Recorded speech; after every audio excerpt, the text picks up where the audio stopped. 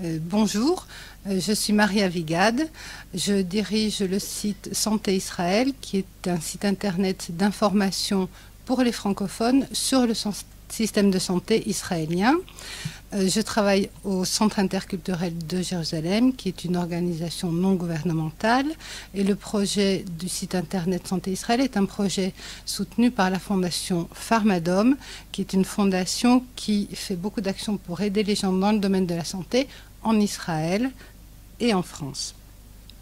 Donc sur le site il s'adresse aux gens qui voudraient faire leur alia. Il s'adresse aussi aux gens qui sont déjà là en Israël et aussi aux touristes. Et il est conçu pour permettre de s'orienter facilement dans les informations et de trouver tout ce qui concerne le système de santé avec des infos sur les différents services de santé, les droits des personnes dans le domaine de la santé, et les démarches à faire qui changent souvent par rapport à la France, les établissements médicaux, les hôpitaux, les cotisations, les modes de paiement, les remboursements, les équivalences de diplômes aussi pour les gens de profession médicale qui voudraient faire leur alia. Des conseils aussi pour faire face à des situations qui sont très différentes en France et en Israël, un lexique, etc. Et en plus, s'il y a des informations que vous ne comprenez pas ou qui ne sont pas suffisantes pour vous sur le site, vous pouvez nous écrire, soit en vous adressant directement sur la page « Contactez-nous » du site, soit par mail à l'adresse santé, SANTE, @santé.org.il, ou aussi sur notre page Facebook. On a une page Facebook Santé Israël qui vous donne beaucoup d'informations sur ce qui se passe en Israël, sur les nouvelles pages du site et sur lesquelles vous pouvez poser vos questions et on vous répond le plus rapidement possible. Alors aujourd'hui, on va se concentrer sur des informations générales sur le système de santé israélien et sur les caisses de maladies, pour vous montrer que en fait, ça fonctionne différemment et vous expliquer un peu à quoi vous attendre. Donc le système de santé israélien, c'est un système en majeure partie public, il est de bonne qualité et il fonctionne un peu différemment de ce qui existe en France. Mais une fois qu'on connaît les différences, on peut se repérer et faire ce dont on a besoin. Donc, selon la loi de santé publique de 1995 en Israël, l'assurance maladie est obligatoire pour tout résident et chaque résident en bénéficie. Chaque année, le ministère de la Santé met à jour un panier de santé, c'est-à-dire un ensemble de services qui sont pris en charge par les assurances médicales et ça s'appelle le Sal Abriout. Et les services de santé sont fournis non pas par une caisse d'assurance maladie, mais par 4 caisses de santé qu'on appelle les Kupotrolim. Cela dit, il n'existe pas en Israël d'équivalent aux mutuelles françaises qui complètent les remboursements de la sécurité sociale. Mais il existe des assurances santé complémentaires, payantes, proposées par chaque coupa et qui proposent en fait des services qui ne sont pas dans le Sal Abriout. Et chaque caisse propose 2 types d'assurances complémentaires de différents niveaux. Et chacun a droit de souscrire à une assurance complémentaire d'une coupa sans aucune condition préalable. Il existe aussi un système de médecine privée en parallèle du système public des Kupotrolim. Et les médecins reçoivent en cabinet privé ou même dans un hôpital public dans lequel il y a une branche qui accorde des services en privé, ça s'appelle Sheruteim Refuim Pratim, services médicaux privés ou Sharap. Les soins optiques et dentaires ne sont pas ou peu remboursés, même par les complémentaires santé. Et pour des lunettes, par exemple, avec des complémentaires santé, on peut avoir des réductions sur le prix des lunettes et des lentilles également. Pour ce qui est des urgences, la gestion des urgences, elle ne se fait pas obligatoirement à l'hôpital, mais le plus souvent, il vaut mieux s'adresser d'abord à ce qu'on appelle des centres médicaux d'urgence, Merpa les Refoua Troufa. Ça permet de désengorger les urgences. Et aussi, il faut savoir que les urgences en Israël sont payantes, sauf dans certains cas où, par exemple, on arrive avec une ordonnance d'un médecin, ou alors on arrive après un accident de la circulation, ou un accident du travail, ou en cas d'accouchement. Il y a une liste de cas qui fait qu'on est exonéré du paiement. Mais si on se rend de soi-même à l'hôpital aux urgences et qu'on n'est pas hospitalisé ensuite, on doit payer une certaine somme qui n'est pas négligeable. Alors que dans les centres médicaux d'urgence, on paye très très peu. Et voilà. Donc maintenant, je vais revenir aux caisses d'assurance maladie. Je vais vous parler, je vais vous dire quels sont leurs noms. Je vais vous expliquer les cotisations, les couvertures des caisses, comment choisir sa caisse, les inscriptions à une caisse de santé et comment changer de caisse. Donc, contrairement à la France, où il n'existe qu'une caisse d'assurance maladie, la CPAM, il en existe 4 en Israël et qui sont indépendantes les unes des autres. Alors il s'agit de la Clalit, la Maccabi, la Meochedet et la Léumite. Maintenant, je vais vous parler des cotisations. Alors, en Israël, l'assurance maladie est appelée Bitoar Briout, assurance santé. Et les caisses d'assurance maladie sont appelées Kupot Cholim, caisses de maladie. La cotisation pour l'assurance santé, elle est perçue par le Bitoar Leumi, c'est la caisse d'assurance nationale qui reverse au Kupot Cholim les cotisations en fonction du nombre d'adhérents qu'elles ont. Il faut payer la cotisation dès qu'on atteint l'âge de 18 ans, sauf dans certains cas d'exemption dont je vais vous parler. La cotisation minimale pour une personne qui ne travaille pas, qui n'a pas de revenus, est quand même de 103 shekels. Et autrement, on paye en fonction de son salaire ou de ses revenus, et la cotisation est déduite de la fiche de salaire directement. Maintenant, les personnes qui ne payent pas de cotisation pour l'assurance santé, c'est une femme au foyer ou une concubine, parce qu'elle est assurée par son conjoint. Un olé Hadash, un nouvel immigrant, ne paye pas de cotisation santé pendant les 6 premiers mois après son arrivée en Israël. Il peut avoir une prolongation de 6 mois supplémentaires s'il ne travaille pas ou s'il a des revenus qui sont inférieurs à 5% du revenu moyen. Il y a aussi d'autres catégories, mais ça ne concerne pas forcément les nouveaux immigrants. Maintenant, il faut savoir qu'en cas de non-paiement ou de retard de paiement d'une cotisation d'un adhérent, une coupatroline n'a pas le droit de lui refuser des soins. Maintenant, je vais vous parler des couvertures des caisses, ce qu'elles couvrent. Alors, il y a plusieurs choses. Il y a la couverture de base, les couvertures complémentaires et l'assurance dépendance. La couverture de base. Donc, chaque caisse, ou coupatrolim, propose une couverture santé de base qui comprend entre autres les services inclus dans le panier de santé, le salabriout. Et ce panier contient les services médicaux que les caisses sont obligées de fournir à tous leurs adhérents sans condition. Donc, le panier de santé comprend les visites chez les médecins, les services de diagnostic, les analyses de laboratoire, les différents examens médicaux, des services paramédicaux, des services de physiothérapie, d'orthophonie, des équipements médicaux, les hospitalisations, les médicaments, etc. La majeure partie de ces services demande une petite participation financière, une sorte de ticket modérateur, ou ponctuel ou trimestriel. Par exemple, si vous allez chez votre médecin généraliste, vous ne payez rien, c'est gratuit. Mais si vous allez chez un spécialiste, vous payez une participation qui varie entre 25 et 28 shekels et que vous avez à payer qu'une fois par trimestre. Ça veut dire que si vous retournez chez le même spécialiste, vous n'avez pas à repayer dans le trimestre. Maintenant, les couvertures complémentaires. Donc, chaque caisse propose à ses adhérents de souscrire une assurance santé complémentaire de 2 types. Elles sont plus ou moins complètes. Alors, ce n'est pas comme les mutuelles, encore une fois. Ça ne paye pas ce qui n'est pas remboursé, ce qui n'est pas pris en charge, mais ça vous offre d'autres services qui ne sont pas dans le panier de santé de base.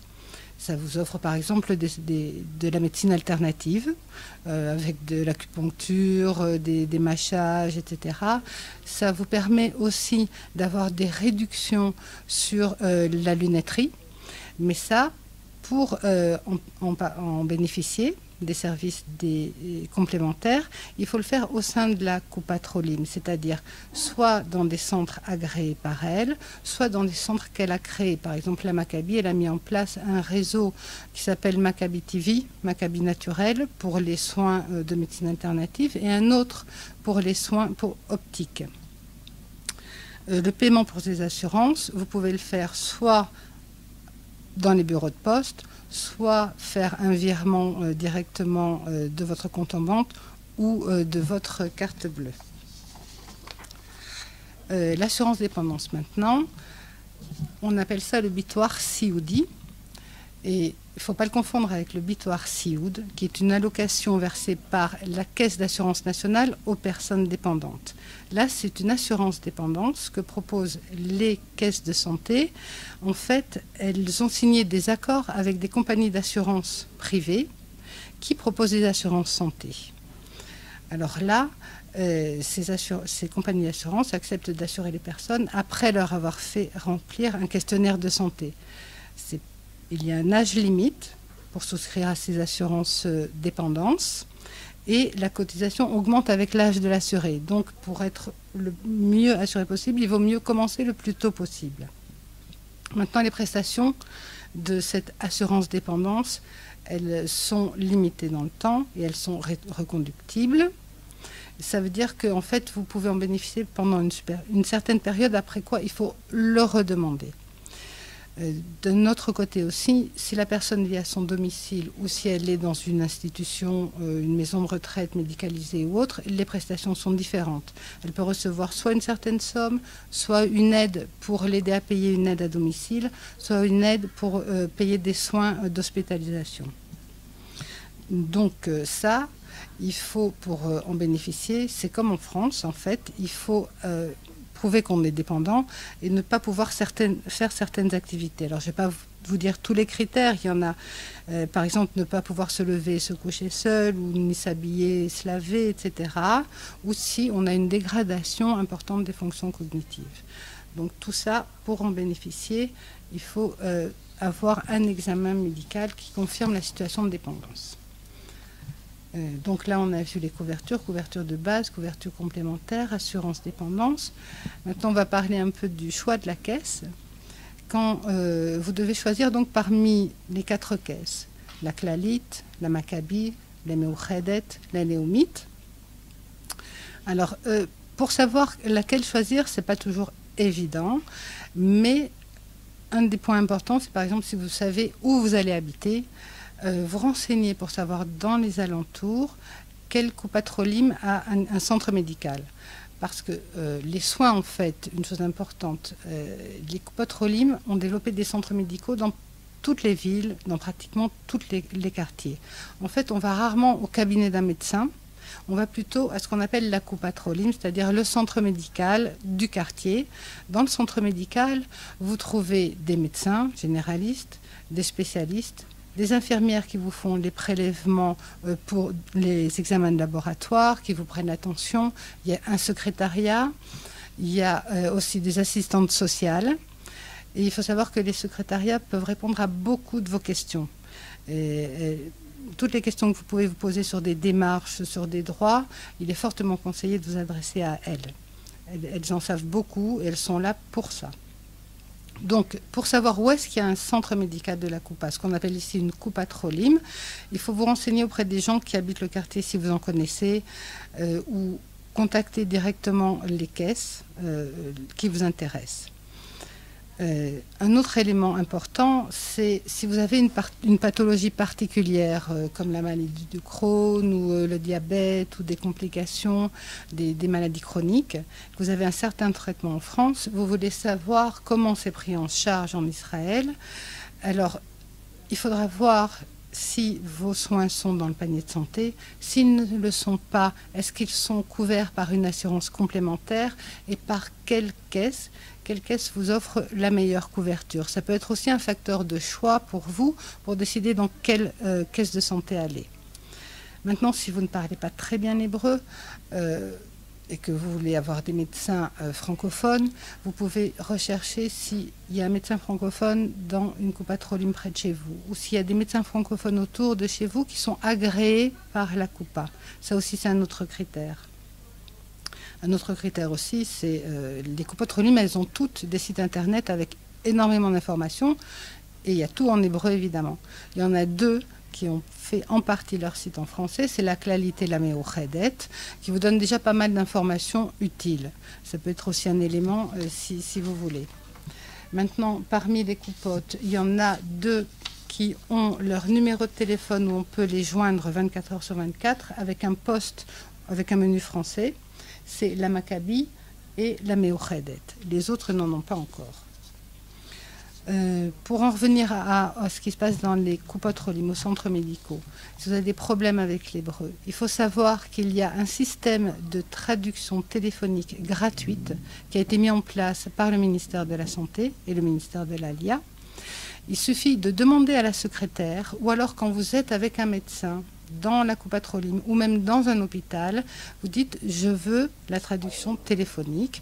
Donc c'est le médecin ou la secrétaire qui va le contacter et il y aura une traduction instantanée par téléphone dont vous pouvez bénéficier. Alors, l'inscription à une caisse, comment ça se fait? Alors, je vais parler pour le nouvel immigrant, évidemment.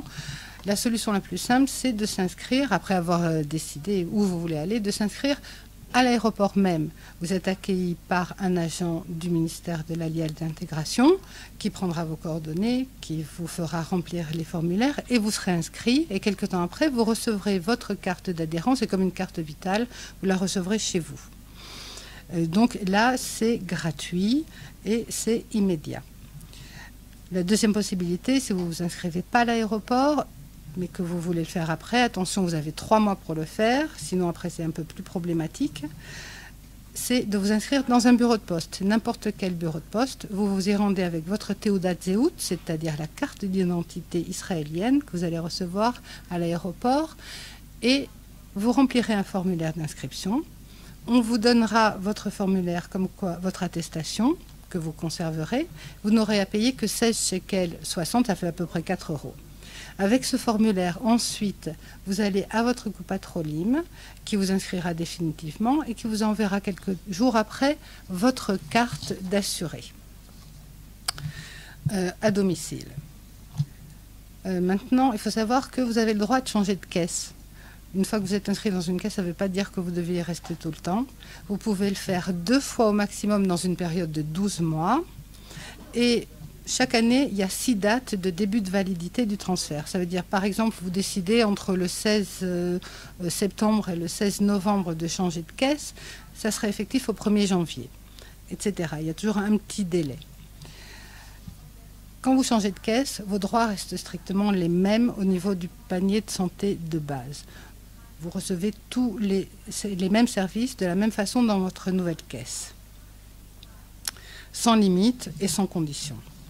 Si vous avez souscrit une assurance complémentaire dans votre caisse précédente ou une assurance dépendance, alors là, ça s'arrête. Par contre, vous allez devoir, si vous voulez de nouveau une assurance complémentaire, en reprendre une dans la caisse, la nouvelle caisse à laquelle vous vous inscrivez. Donc, il faut savoir que quand on prend une assurance complémentaire, il y a un délai de carence quelquefois pour recevoir des services. Ça varie entre 0 et 6 mois. Quand vous changez de caisse, que vous prenez une autre assurance complémentaire de même niveau, si vous avez déjà passé votre délai de carence, vous n'aurez pas à en refaire un. Par contre, pour l'assurance dépendance, alors là, il va falloir refaire un questionnaire de santé parce qu'il se peut que l'assurance, la société d'assurance qui travaille avec la nouvelle Coupa soit pas la même. Donc il faut refaire des formalités. Maintenant, il faut savoir que votre dossier médical sera entièrement transféré de votre ancienne Coupa à la nouvelle, et cela gratuitement et automatiquement. Alors, où est-ce qu'on effectue le changement de caisse? On le fait soit à la poste, pareil, vous allez à la poste, vous obtenez un formulaire de transfert, de changement de caisse, vous allez avec votre carte d'identité et vous payez 16 shekels 60. Ou alors, vous pouvez le faire par Internet, sur le site du Bitoire Leumi, la caisse d'assurance nationale, et c'est gratuit. Alors, il existe aussi des assurances médicales privées. En fait, les services complémentaires qui sont proposés par les caisses ne sont pas toujours fournis comme prévu parce que quelquefois il y a des changements, les conditions peuvent être modifiées, etc. Et donc pour éviter ça, il y a ce qu'on appelle des assurances privées fournies par des grandes sociétés d'assurance en Israël. Et ça s'appelle Bitoire Refoui Prati, assurance médicale privée. Vous pouvez choisir donc d'avoir votre panier de base dans votre coupa et d'avoir en plus une assurance privée. Ou alors d'avoir l'assurance de base, une assurance complémentaire, plus une assurance privée. Mais là, il se peut qu'il y ait des doublons entre les couvertures. Donc là, il faut que vous vous renseigniez pour voir ce qui est le mieux pour vous. Alors, les remboursements des soins sont toujours garantis dans les assurances privées. Et certains contrats qui sont très chers vous assurent tous les soins possibles, y compris des chirurgies à l'international, etc. Donc la plupart des grandes compagnies d'assurance, je vais juste vous citer les noms comme ça, qui proposent des contrats d'assurance santé, c'est Harel, Menora, Klal, Migdal, Aphenix. Donc il arrive aussi que des sociétés où on travaille signent un accord avec une compagnie d'assurance pour proposer une assurance santé à un meilleur tarif à leurs employés. Donc vous pouvez souscrire à une assurance via votre travail ou directement par un courtier ou directement à en allant voir la compagnie d'assurance. Donc là, contrairement aux assurances complémentaires proposées par les caisses de maladie, il est nécessaire de remplir un questionnaire sur votre état de santé avant de souscrire une assurance médicale. Et voilà, donc ça c'est tout. Maintenant je vais vous dire deux mots des hôpitaux. Alors il y a plusieurs sortes d'hôpitaux en Israël, 4 sortes en gros. Les hôpitaux publics financés par l'État, des publics financés par l'État et des mairies, des semi-privés en partie financés par le gouvernement et des organisations, et des hôpitaux privés qui appartiennent quelquefois aux caisses de santé elles-mêmes. Il y a évidemment des hôpitaux gériatriques, psychiatriques, des hôpitaux pour les enfants, comme en France, le même genre de spécialisation. Et les rendez-vous médicaux, c'est-à-dire les visites chez les médecins, les examens et l'hospitalisation dans les hôpitaux publics ou semi-privés sont pris en charge par la caisse de maladie, moyennant une participation forfaitaire pour chaque examen ou trimestrielle, comme on a vu pour la visite chez le spécialiste. Il faut pour ça demander d'abord un bon de prise en charge, une Itraïvout. Je vais vous expliquer après ce que c'est. Il faut savoir aussi que dans les hôpitaux publics, il y a une branche qui propose des services privés. Cherutim, Refouim, Pratim, services médicaux privés qui sont fournis par les médecins qui travaillent dans l'hôpital et qui peuvent utiliser tout l'équipement de l'hôpital si vous avez besoin de faire des examens. Alors ces services privés, ils peuvent être financés en partie quand vous avez une assurance complémentaire. Donc ça vous permet souvent d'avoir des rendez-vous avec des médecins qui ne sont pas forcément agréés dans le panier de base de votre coupa. Et ça permet d'avoir des rendez-vous beaucoup plus rapidement. Donc ça s'appelle le charap. Alors je vais vous parler en 2 mots des divers documents, ce que c'est et comment on dit une ordonnance, une lettre de référence ou aussi un autre type d'ordonnance et un bon de prise en charge. Alors l'ordonnance en hébreu ça s'appelle mirsham. Elles sont valables pour 1 mois. Et donc, si vous avez besoin d'un traitement de plus d'1 mois, votre médecin il va vous faire 3 ordonnances à 3 dates différentes pour que vous puissiez avoir votre traitement sans devoir revenir. Pour ceux que vous prenez régulièrement, il y a des caisses qui vous proposent en fait de demander une ordonnance à votre médecin en passant par leur site internet. Vous n'avez pas besoin d'aller le voir. Vous faites demande au médecin, demande d'ordonnance, il vous la fait, il vous l'envoie sur votre site personnalisé de la copatroline. Il y a un autre papier qu'on appelle Afnaya. C'est une lettre de référence, on appelle ça aussi une ordonnance.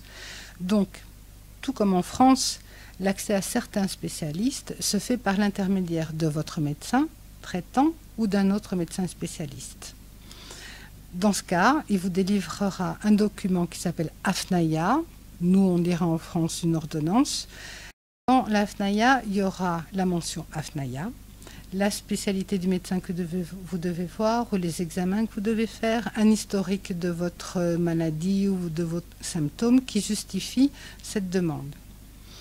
Donc c'est nécessaire pour tout examen de sang, de scanner, etc., pour les opérations chirurgicales et aussi pour accéder aux urgences hospitalières sans avoir à payer.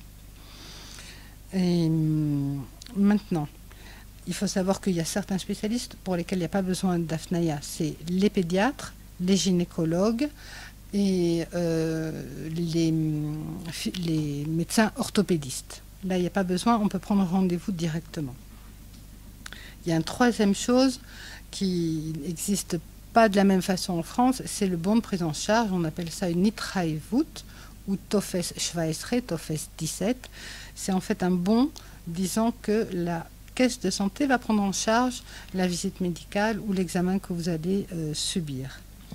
Donc, vous devrez aller à votre Coupatrolim avec la AFNAIA dont on vient de parler et demander ce bon de prise en charge ou Tofes 17. Il vous sera remis dans le jour ou les 2 jours suivants. Vous pouvez l'obtenir aussi sur Internet en passant par le site de votre Coupatrolim ou par l'application. Il y a des applications faites par les caisses de santé qui permettent de faire ça avec votre téléphone. C'est très facile. Donc, la démarche, c'est voir le médecin, avoir une AFNAIA et aller à la Coupatrolim demander ce bon de prise en charge. Maintenant, il y a un prix pour ce bon de prise en charge qui diffère selon les coupotes. Ça va entre 28 et 33 shekels. Et, il y a des cas où vous ne pouvez pas fournir ce bon de prise en charge à temps, il vaut mieux éviter ça, mais si c'est le cas, vous pouvez demander à votre caisse de vous le fournir après coup. Et en général, c'est possible.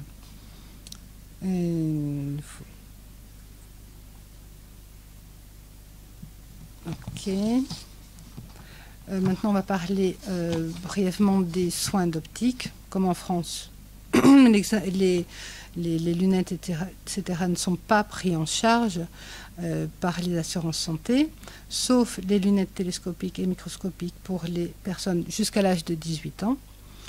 Et il faut savoir aussi que quand on veut se faire faire des lunettes, on va se faire examiner la vue, non pas chez l'ophtalmo, mais chez un optométriste dans un magasin d'optique.